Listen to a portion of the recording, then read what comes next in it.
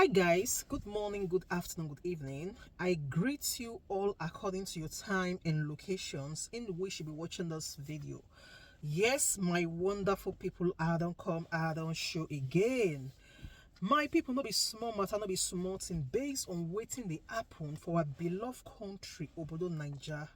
Like guys, at this stage for real, it's no longer funny. You know, it don't reach stage where it go happen say we need to come together. They open our mouths, they talk, because enough is enough. Like it can't be like say as they break the country, Nigeria, no one just get better or waiting in short we go talk for this stage because enough is enough. So guys, it get one exact video where happen say I go like make we gather, make we watch this video.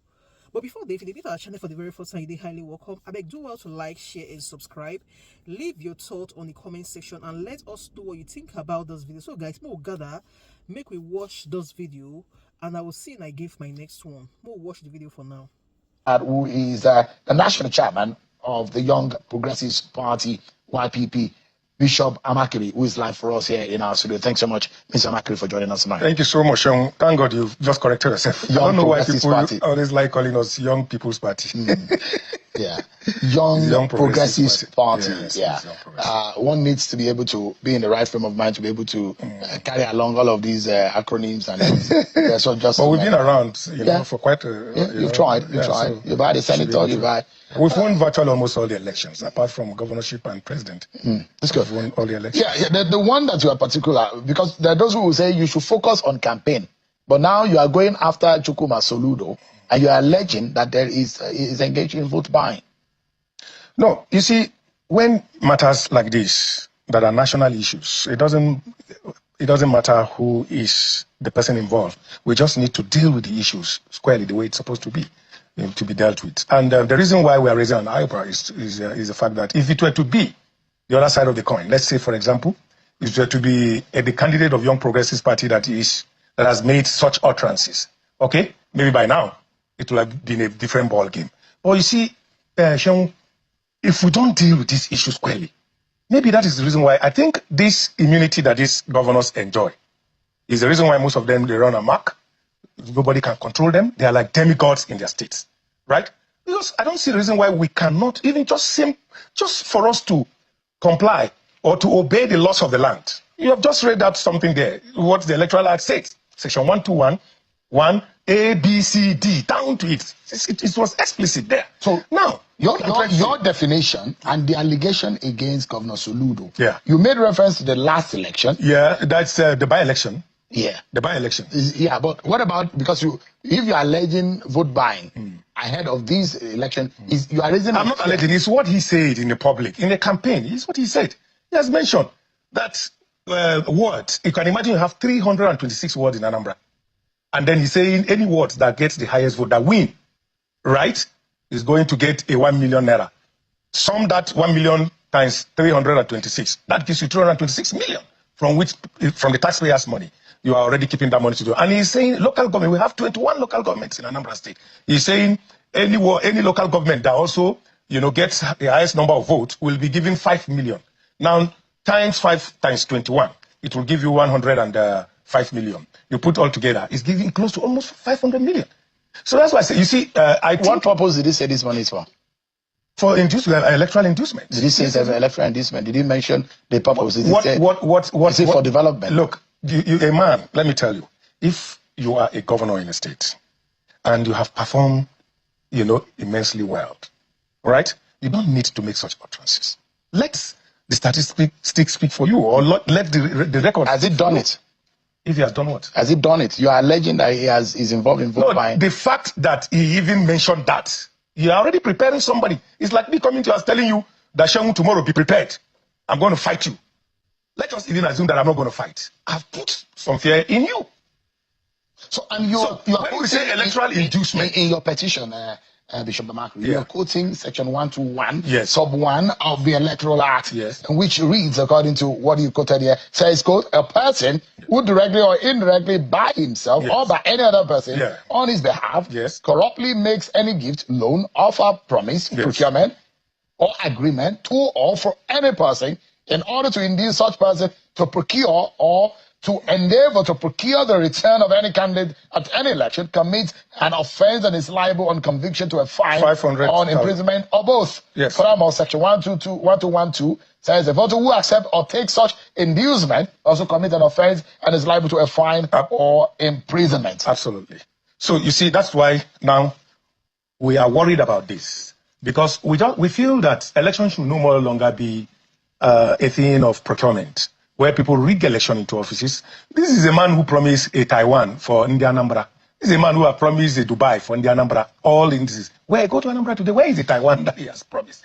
That's why I said, Sean, I will even use this opportunity. I think I will be proposing, suggesting to the National Assembly, if we can create a GCC commission, Governance Caretaker Commission, where we can have such a commission in the whole 36 states, where the incumbent governors should resign from office 1 month before election, so that they will not have that immunity, okay? And then you set up a caretaker commission, governance commission, where somebody, because governance is a continuous, somebody has to be there, you know, to cover the loophole. And when you go to the field, so that you now become also, you also become someone who does not have any powers. There's not any powers around you that you will use as against the other, you know, opponent. But the law is that you cannot take any armed police or protection to the polling unit on the day of the election. You are talking about it. We are speaking like as if you are in Nigeria. Have we not here? We see ADCs, the AD camps of the serving governors or whatever. In fact, they go there with even convoy, with sarin, intimidating people.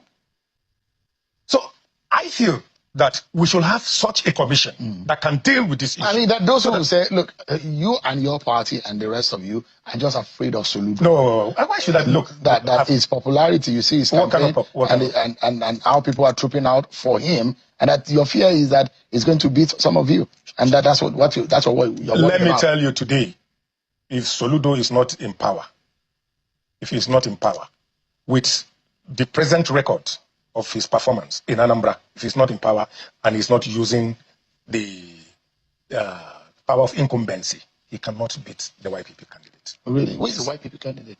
You don't know? I'm asking. Paul Chukuma. Oh. And he's more popular than... Go to Anambra, just go and see. We have been campaigning down to the grassroots. Down to the grassroots, all the 21 local governments.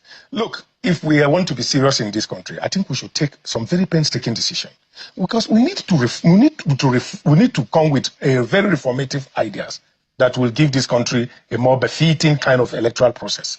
Otherwise, we will just be going around one cycle. You petition Governor Soludo to the IG and also to INEC. Yeah. What are your intentions? What are you aiming to achieve?